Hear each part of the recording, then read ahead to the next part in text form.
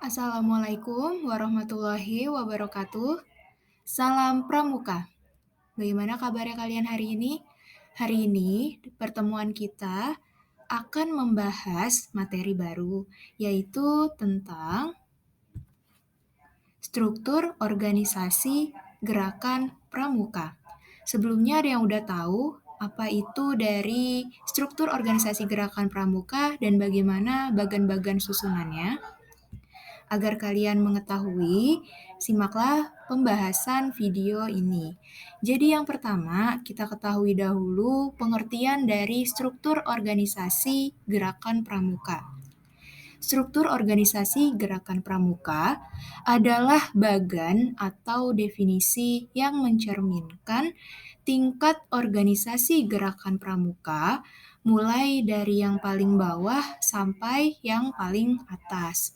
Dengan struktur organisasi tersebut, Gerakan Pramuka sebagai organisasi kepanduan di Indonesia dapat menyusun dan menata organisasi gerakan pramuka dari tingkat nasional, kemudian tingkat daerah, tingkat cabang, kemudian tingkat ranting, hingga ke tingkat gugus depan.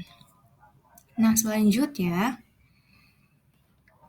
Gerakan Pramuka ini berfungsi sebagai lembaga pendidikan nonformal di luar sekolah dan di luar keluarga dan sebagai wadah pembinaan dan pengembangan generasi muda berlandaskan sistem AMONG dengan menerapkan prinsip dasar kepramukaan. Nah, metode kepramukaan dan moto gerakan pramuka yang pelaksanaannya disesuaikan dengan keadaan, kepentingan, dan perkembangan bangsa serta masyarakat Indonesia. Struktur organisasi gerakan pramuka ini diatur dalam keputusan kuartir Gerakan Nasional Pramuka Nomor 220 Tahun 2007 tentang petunjuk penyelenggaraan pokok-pokok organisasi gerakan pramuka. Nah, di struktur organisasi tersebut ini terdiri atas yang pertama yaitu Majelis Pembimbing atau MABI. Kemudian yang kedua itu ada kuartir. Yang ketiga ada Badan Pemeriksa Keuangan atau BPK. Kemudian yang keempat ada Koordinator Gugus Depan atau disingkatnya itu Korgudep. Yang kelima Gugus Depan atau Gudep. Dan Satuan Karya Pramuka, SAKA, yang sudah kita pernah bahas di minggu lalu. Dan Badan Kelengkapan Kuartir. Nah, berikut ini adalah bagan struktur organisasi gerakan pramuka yang bisa kalian lihat. Agar bisa lebih jelasnya, kita bahas satu persatu terlebih dahulu saja ya. Nah, yang pertama ini ada Majelis Pembimbing. Majelis Pembimbing itu adalah yang meminta bantuan moral, kemudian sebagai organisatoris, materi, dan finansial untuk kuartir, gugus depan, dan unit karya pramuka. Nah, majelis pembinaan di tingkat nasional, cabang, daerah, ranting, gugus depan, dan juga SAKA. Majelis pembimbing ini terdiri dari 5. Ya, yang pertama itu ada di tingkat nasional atau Mabinas oleh Presiden Republik Indonesia. Nah, yang kedua ini ada di tingkat daerah atau Mabida, itu diketuai oleh gubernur. Kemudian yang ketiga di tingkat cabang atau Mabicab oleh bupati atau wali kota. Yang keempat itu ada di tingkat ranting atau mabiran oleh camat. Dan yang terakhir, sementara di tingkat gugus depan atau Mabigus, ini dipilih dari anggota Mabigus yang ada dan di tingkat Saka atau Mabisaka, dijabat oleh para pejabat di lembaga atau di lembaga terkait gitu. Nah, yang kedua ini ada Badan Pemeriksa Keuangan atau BPK, Gerakan Pramuka. Badan independen yang membentuk musyawarah Gerakan Pramuka dan bertanggung jawab kepada musyawarah Gerakan Pramuka. Nah, ini disebut dengan Badan Pemeriksa Keuangan Gerakan Pramuka. Nah, yang ketiga ada kuartir dan koordinator gudeg. Kuartir dan koordinator gudeg merupakan perangkat dan peran kerja untuk mencapai tujuan gerakan pramuka. Kuartir pengaturan di tingkat nasional itu disebut kuartir nasional atau disingkatnya Kuarnas. Di kuartir nasional ini ditetapkan dalam musyawarah nasional atau Munas dengan masa bakti yaitu 5 tahun. Kemudian yang kedua, di tingkat daerah ini disebut dengan kuartir daerah atau Kuarda, ditetapkan dalam musyawarah daerah atau Musda dengan masa bakti 5 tahun. Ketiga, cabang itu disebut kuartir cabang atau kuarcab. Ini ditetapkan dalam cabang musyawarah dengan masa bakti yaitu 5 tahun. Nah, yang keempat ada ranting, disebut kuartir ranting atau kuaran. Ditetapkan dalam musyawarah ranting dengan masa bakti 3 tahun. Yang kelima, yaitu gugus depan yang ada di satu wilayah kelurahan atau desa dikoordinasikan oleh koordinator gudeg. Ditetapkan dalam musyawarah ranting dengan masa bakti 3 tahun. Nah, selanjutnya yang keempat, yaitu ada gugus depan. Gugus depan atau yang biasa disingkat dengan gudeg adalah suatu kesatuan organik terdepan dalam gerakan pramuka yang merupakan wadah untuk menghimpun anggota gerakan pramuka dalam penyelenggaraan kepramukaan serta sebagai wadah pembinaan bagi anggota muda dan anggota dewasa muda. Nah, gugus depan ini dapat dikelompokkan dalam 2 kelompok, yaitu yang pertama ada gudeg lengkap dan ada gudeg tidak lengkap. Untuk gugus depan lengkap, pengertiannya yaitu merupakan gudeg yang memiliki anggota dari semua golongan pramuka, mulai dari pramuka siaga, kemudian penggalang, pramuka penegak, hingga pramuka pandega.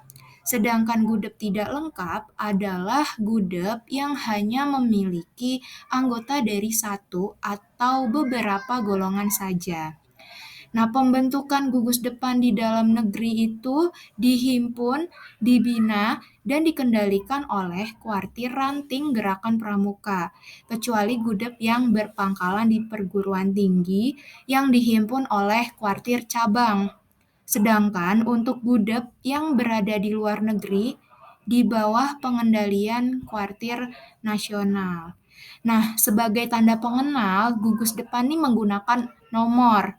Selain menggunakan nomor sebagai tanda pengenal, gugus depan ini biasa menggunakan dengan nama pahlawan, tokoh masyarakat, atau tokoh dalam cerita rakyat, nama tempat yang bersejarah, nama benda-benda di jagat raya, atau apapun itu yang memiliki keistimewaan seperti galaksi dan lain sebagainya.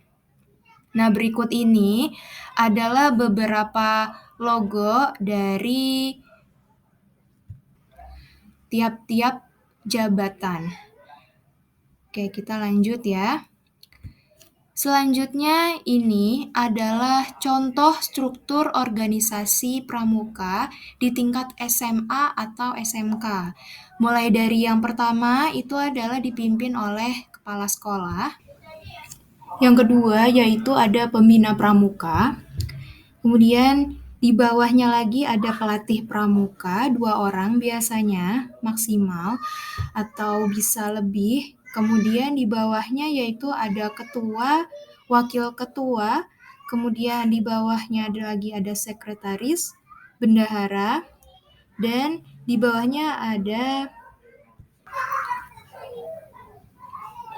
Dan yang terakhir yaitu ada para anggota. Nah, anggota ini juga bisa nanti dikelompok-kelompokkan. Misalnya ada kelompok pioneering, kelompok sandi, kelompok ceramah, kelompok camping, kelompok hiking, kelompok tali temali, dan lain sebagainya yang berkaitan dengan kegiatan pramuka.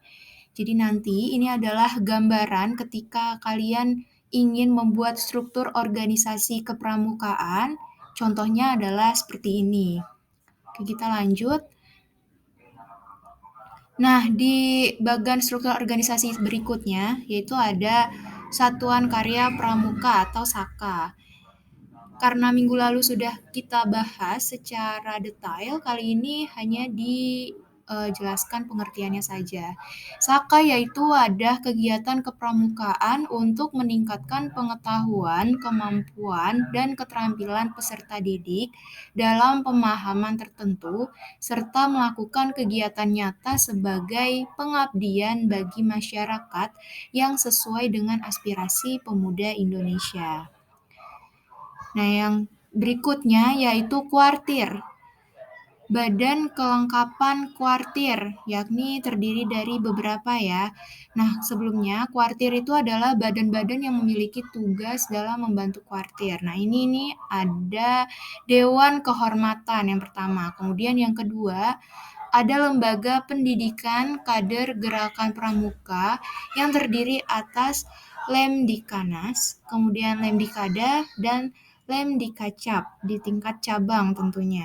Kemudian yang ketiga ada Dewan Kerja Pramuka Penegak dan Pramuka Pandega.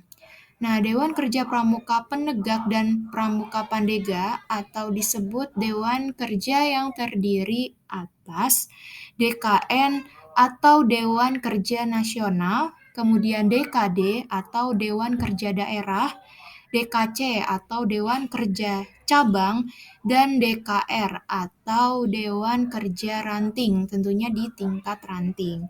Nah, selanjutnya ada Pimpinan Satuan Karya Pramuka, kemudian ada Pembantu Andalan, Badan Usaha Kuartir, Satuan Kegiatan sesuai dengan situasi dan kondisi lokal dan interaksi situasional, dan yang terakhir yaitu ada Staf Kuartir. Nah, selanjutnya ini ada Pramuka Utama Gerakan Pramuka. Pengertiannya yaitu Pramuka Utama Gerakan Pramuka adalah Kepala Negara Republik Indonesia, yaitu Presiden tentunya. Nah, yang terakhir yaitu ada Musyawarah Kuartir, yaitu lembaga di lingkungan Gerakan Pramuka yang bersidang pada akhir masa bakti kuartir atau gugus depan serta memegang kekuasaan tertinggi dalam kuartir atau gugus depan. Nah, dalam musyawarah kuartir ini terdiri dari beberapa musyawarah sebutannya. Nah, yang pertama ini ada musyawarah nasional yang diadakan sekali dalam waktu 5 tahun. Peserta Munas atau Musyawarah Nasional terdiri atas utusan atau wakil Kuarnas, kemudian Mabinas, Kuarda, dan juga Mabida.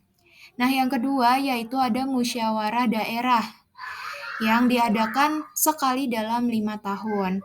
Peserta Musda ini terdiri atas utusan atau wakil Kuarda, Mabida, Kuarcap, dan Mabicap.